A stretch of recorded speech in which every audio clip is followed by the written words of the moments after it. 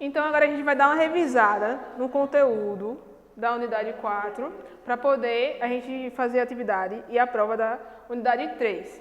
Quando a gente começou o conteúdo, a gente viu um pouquinho a questão das rochas e os tipos de rochas, e a primeira aula a gente fez lá com a professora Liliane, em que a gente falou a vocês que rocha era um agregado, era várias unidades juntas de um sólido, ou seja, de um mineral, que dava o nome de rocha.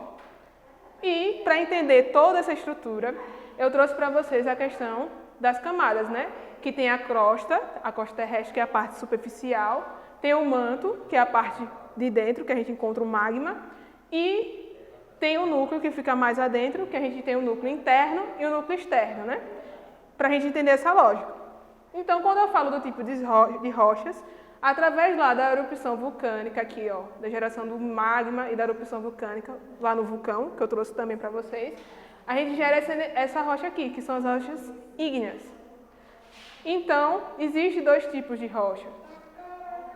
Quando eu falo o tipo de rocha ígnea, vem aqui gerada do vulcão, que a gente tem a câmara do magma, e aqui dentro, essa parte aqui a gente diz que é o magma. Quando ela sai, a gente fala que é a lava. Quando ela tem a erupção dela, a abertura.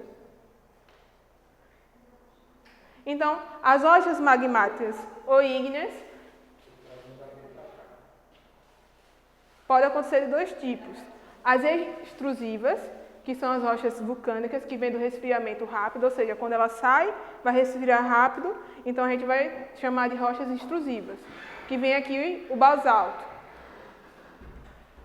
E intrusiva é quando são as rochas plutônicas, que é o resfriamento mais lento, o processo é mais demorado, então a gente dá origem ao granito. Então, a granulação ela vai ser mais grossa. A extrusiva, a granulação vai ser mais fina, e a intrusiva, a granulação vai ser mais grossa. Outro tipo de rocha que a gente comentou foi a sedimentar, que eu falei o quê? Que a sedimentar vem proveniente tanto das metamórficas com a junção das rochas magmáticas. Então, as sedimentares, ela vai ter três tipos, que são as detríticas, as quimiogênicas e as biogênicas. As detríticas, que eu falei a vocês, que são a rocha lá no estadozinho bruto, que a gente se origina. A quimiogênicas é a que vem proveniente a forma que a gente vai estar, como é que eu posso dizer melhor para vocês? O resultado dela tirando ela do estado bruto. E as biogênicas é aquelas que vêm dos restos dos animais, dos fósseis.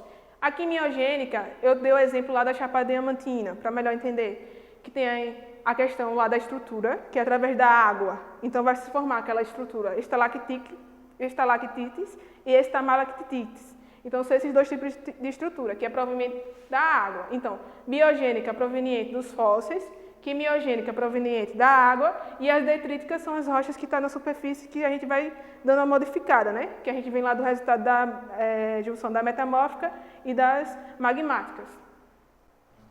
E aí tem as rochas metamórficas, que é a junção das rochas magmáticas sedimentares. Ou seja, todas aquelas rochas vai estar uma junção, e aí eu vou estar o resultado dela bruto. Então, um exemplo básico eu falo que é lá no Morro do Corcovado, no Rio de Janeiro, que vem a gnase, e aqui o metamorfismo do granito vai dar a geração dessa aqui, ó, dessa estrutura.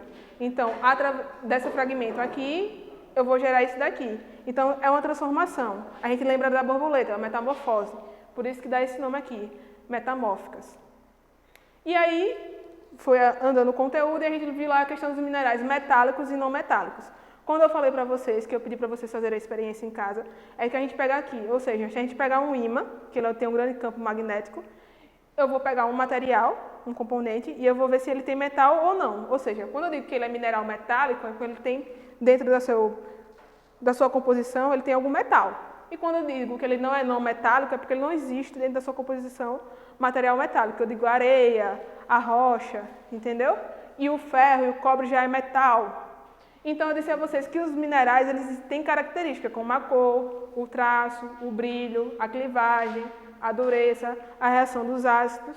Então, quando eu digo a cor, cada mineral ele vai existir uma cor. A areia não é de uma cor, a argila não é de uma cor, e elas não são minerais. Então, tem uma diferença de cor para poder a gente ver qual a propriedade que cada um vai determinar e como é que eu vou utilizar. O traço, se a gente pegar um mineral, tem mineral que a gente consegue riscar e vai ter um traço diferente, como o diamante, o ouro, cada um tem uma forma diferente. O brilho vai mostrar para mim, se eu pegar um diamante e o ouro, cada um vai ter um brilho diferente. A clivagem é a forma que ele vai se decompor, a forma que o material vai durar, a sua duração. A dureza, ou seja, se eu jogar aquele material no chão, a forma que ele vai se quebrar. Então, se eu jogar um determinado mineral, ele pode se quebrar em vários pedaços. E outro mineral ele só vai quebrar em um determinado pedaço. Então, existe essa diferença. E a reação com os ácidos, que a gente vai ver lá para frente ainda, um pouquinho para vocês entenderem. Então, só para relembrar, quando eu falo metálicos, eu falo o quê? Ferro, chumbo e ouro. Quando eu falo não metálicos, eu lembro da argila, ou seja, tudo aquele material que é utilizado na construção civil. E, para poder eu extrair esses minerais, eu tenho dois tipos, que é a superficial e a subterrânea, são os tipos de minas. Então, quando eu falo superficial e subterrânea, exploração a céu aberto, ela é superficial, ou seja, ela vai ter um baixo custo e eu vou conseguir extrair meu mineral ali por cima. E a exploração de profundidade, ela é subterrânea, vai ter um maior custo, porque eu vou ter que ter o material para ver a profundidade. Então, são das grandes questões das minas de ouro, né, o garimpo, que vai fazer toda aquela estrutura que eu trouxe na última aula, para poder extrair o mineral ou os minérios que existem naquela região. Aí aqui um dos exemplos, né, que é a céu aberto, superficial, que é a lavra que a gente chama que é a lavra a céu aberto, e a com a profundidade, que eu vou precisar de maquinário para poder atingir uma certa profundidade para saber que material vai estar ali e o que eu vou poder explorar. E como eu vou poder retirar da natureza, né? Que quando a gente retira alguma coisa da natureza, a gente modifica a sua estrutura. Então tem que ter cuidado para poder ver quais são as consequências que serão geradas futuramente. E outro assunto que eu trouxe foi a questão das barragens, né? Quando eu falo dos tipos de barragem, tem essa estruturazinha aqui da barragem e tem esse daqui, né? Que é a escadaria. Que eu falei para vocês o exemplo de Mariana e Brumadinho, que a gente debateu muito no plantão de dúvidas. O que acontece? Quando essas barragens se rompem, ela vai acontecer todo um impacto ambiental. Então, de Brumadinho, de Mariana, existiu isso, né? O rompimento das barragens. Então, quando elas se romperam, acabaram gerando isso aqui, ó. Toda essa incidência aqui. Lembra que eu falei a vocês que ela vem com uma determinada força, quando eu acumulo a água, né? Que eu vou separar os minerais que existem naquela região, então ela vem com toda uma força e acaba modificando toda a estrutura.